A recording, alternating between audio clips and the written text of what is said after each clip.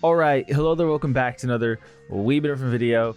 Today's video is a fun one.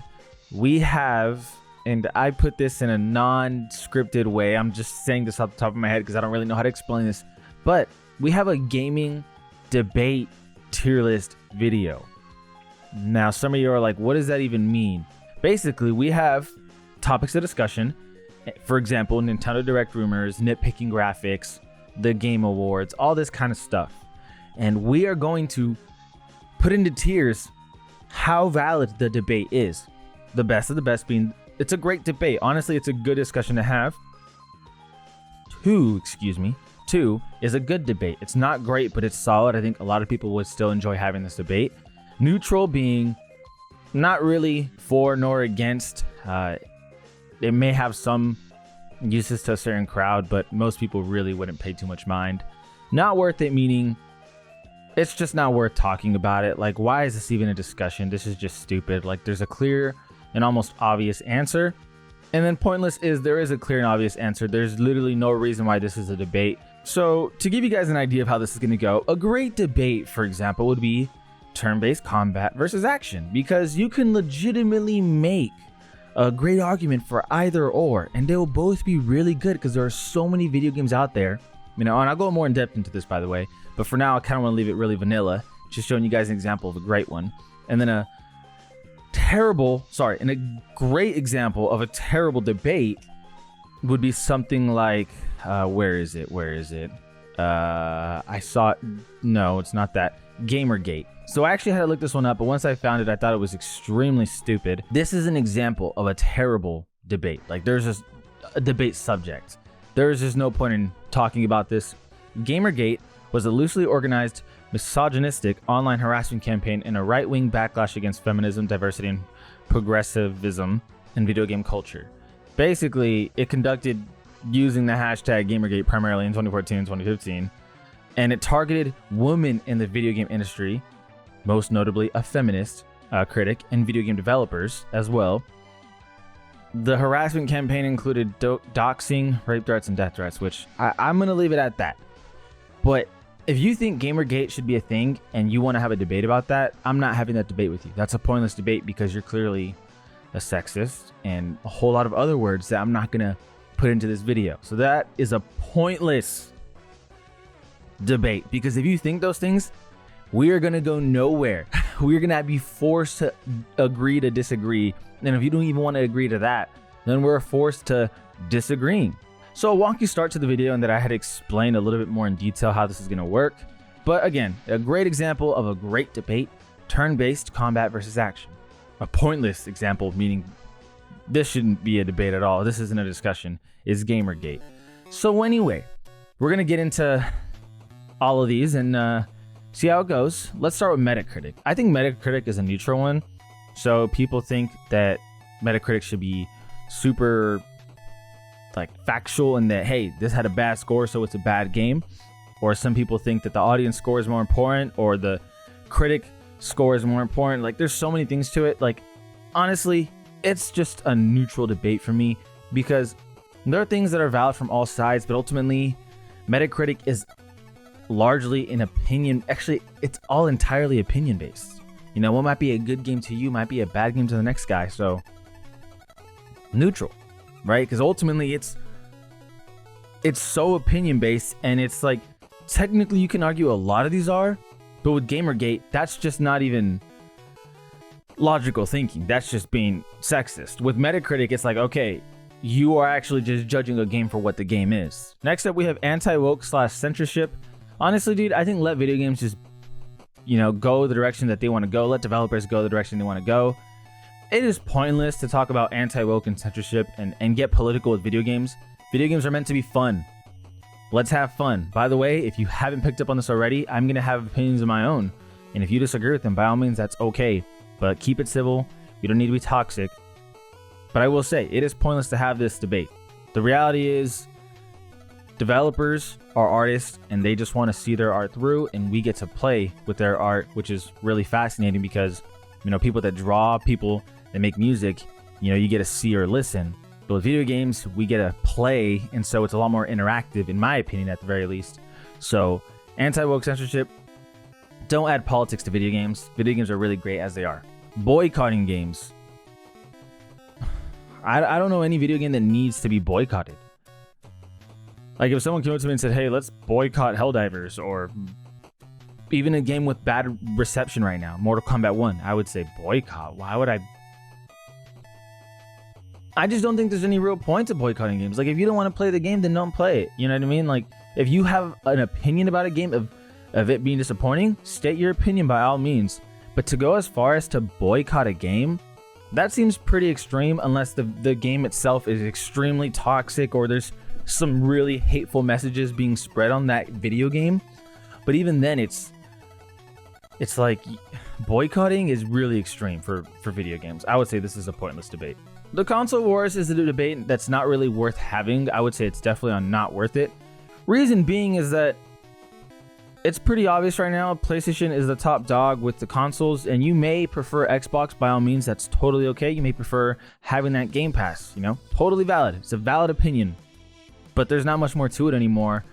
PlayStation has far more users than Xbox does, which is just what it is now. There's no real debate to be had. You can argue your opinion and say why Xbox should have more users, but the reality is that it's not really a debate worth having, because Sony has just, ever since the PS5 drop, ever since the PS4 drop is when it really changed, and PS5 further implemented that Sony is just, they're leading the console wars. Easy mode is one of those debates that's really not worth it. Most games should definitely have an easy mode, but games like Elden Ring, you know, Souls-like, and maybe Hades or some other games, like, yeah, having an easy mode's not really the point, but honestly, I think games should have most games, keyword most games, should have easy mode just so they can have people interacting, but it's not really a debate worth having. There's not much depth that we need to get into with it. Like, you have an easy mode, you're making your game more widespread, right? If you have a game like a Souls game, there's no point in having an easy mode, because the point of that game is a serious challenge, and you're taking away a serious, you know, point of the game. So easy mode, it's not really a debate worth having. Most games should have them, but if they didn't, like, I don't think anyone's gonna go absolute apeshit unless it's like Nintendo or a sports game, because you need to have lower difficulties so little kids can play on sports games. Like if I had a son and he was 10 years old, 8 years old, let's say 8 years old, he's not going to be kicking ass on Hall of Fame. I don't even play on Hall of Fame difficulty. He doesn't need to be playing that and get his ass whooped. Let him play on easy mode. Let him have fun. The Game Awards. I don't know what the debate would be here. Honestly, like, what is the debate? Like, what's Game of the Year? Because you could argue what's Game of the Year, and it's a great debate. I'm assuming that's what they mean. So yeah, arguing Game of the Year is a great debate. You have 6 or 5 games to choose from, and everyone's going to have very strong opinions about their favorite game, and it's totally a debate worth having, because it's just passion at the end of the day. It's not negativity towards other games. It's just your passion towards one game in particular. So it's nice to have those discussions. I feel like it's what makes the video game community grow even more.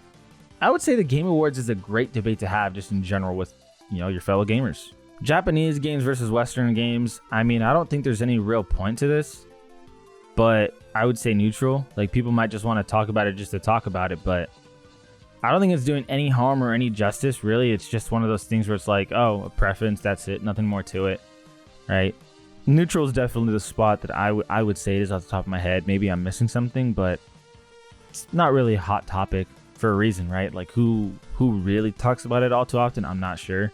Game localization, we are going to have to look up exactly what this means. Video game localization is the process of preparing a video game for a market outside of where it was originally published.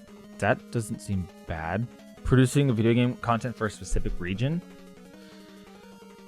I mean, each country's got its own laws, you know. I mean, in theory, it doesn't sound bad. Maybe it is, but right now I'm neutral. Maybe someone can fill me in on why that could be possibly controversial, but it seems necessary in theory. I don't know how it works in practice, but again, just in theory, it seems like it's pretty necessary. Nintendo Direct rumors. What's the debate about?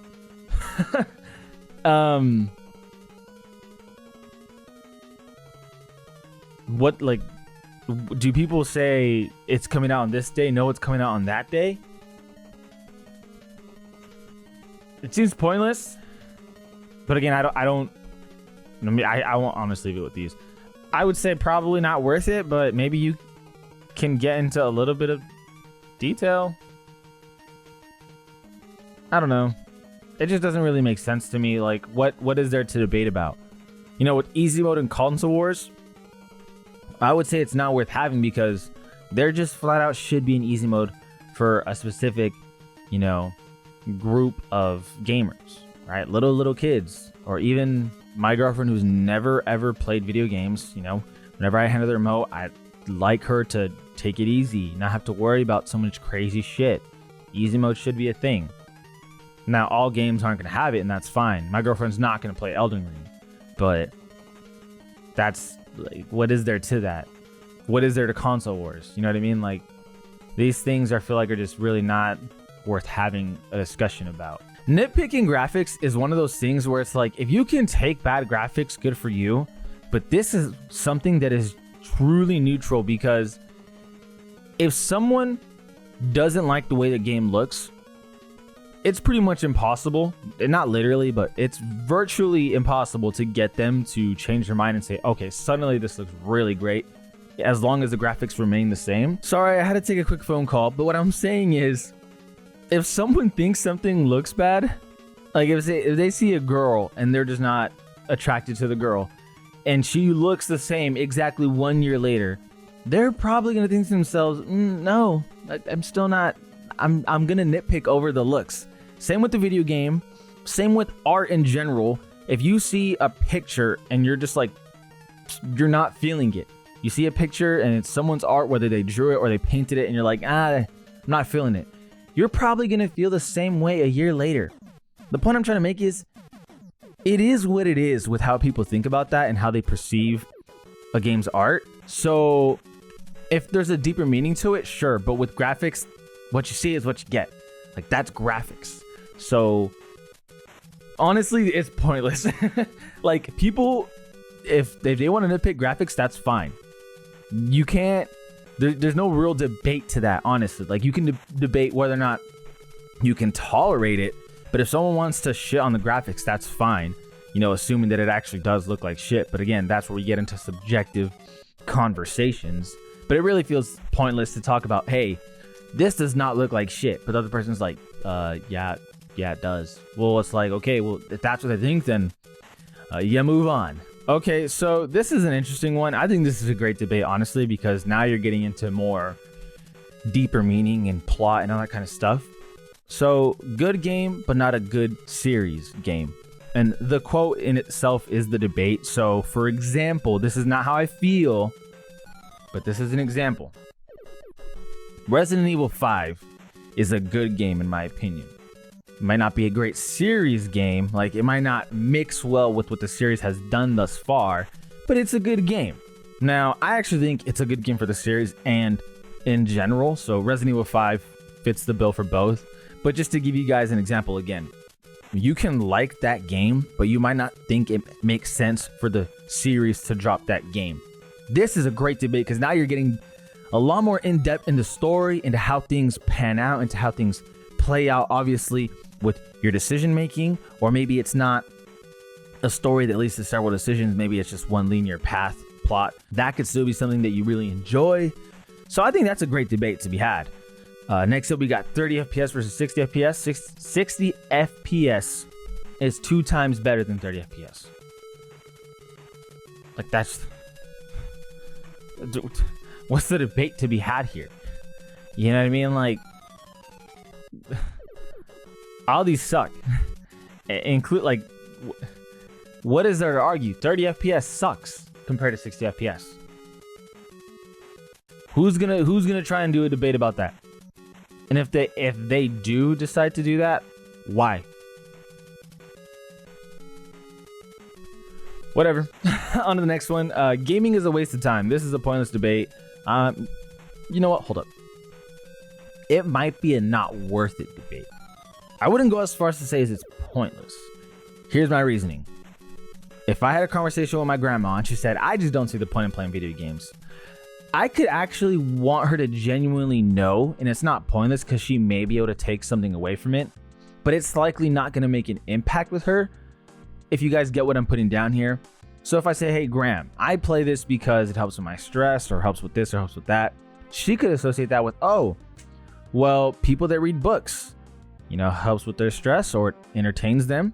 So if I said, hey, gaming entertains me or it helps my stress or it helps me learn XYZ or whatever the case may be, then I can see how she understands that. But it's not really a debate worth having more often than not, because a lot of people are very stubborn and set in their ways. And when they believe something, they believe that wholeheartedly. And if you believe otherwise, you are wrong. You're just wrong to believe that. So just kind of something to clarify that it's not pointless, because if you really care about the person and you want to understand you, it's a debate worth having. But more often than not, it's not worth it. Weapon breaking. Are they saying like this weapon's broken?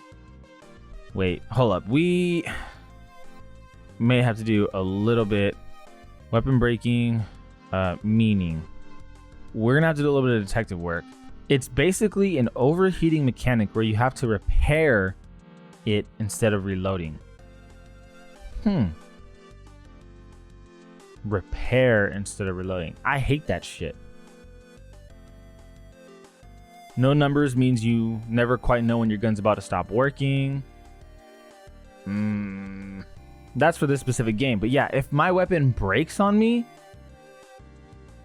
like in Resident Evil, I think it's necessary to have your knife break on you, but it's fucking obnoxious. I think that's a great debate, because there are times where it's like, okay, it is necessary, but there are other times where it's like, this weapon shouldn't run out of me, bro. Like, I shouldn't have to repair this shit.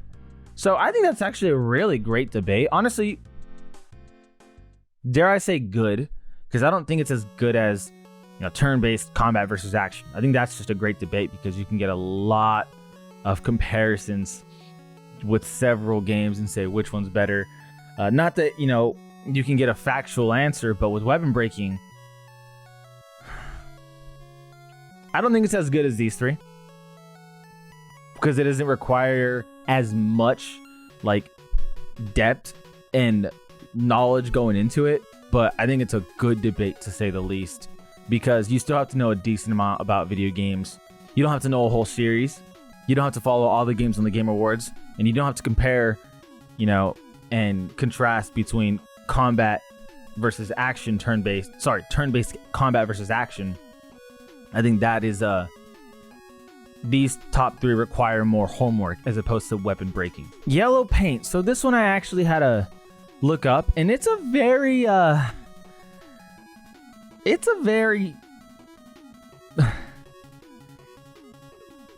neutral-esque debate, maybe not worth it. It's because it's so hard for me with this one, because I genuinely think yellow paint should exist. For those of you that are unaware, let me put it like this. Yellow paint is when there's yellow painted over an item or an area that is basically signifying, hey, over here, dumbass. Or not necessarily dumbass, but hey, over here. In Resident Evil, I'll show you guys an image of this. In Resident Evil, they put yellow paint over these barrels, and that yellow paint signifies, hey, you can break it and there's something in here. So yellow paint, I believe, is just absolutely necessary, because it'd be obnoxious to break every single barrel. I think some games might not want to go that yellow paint route, like if it's Elden Ring, because again, you're strictly playing that game for a challenge. So that's different.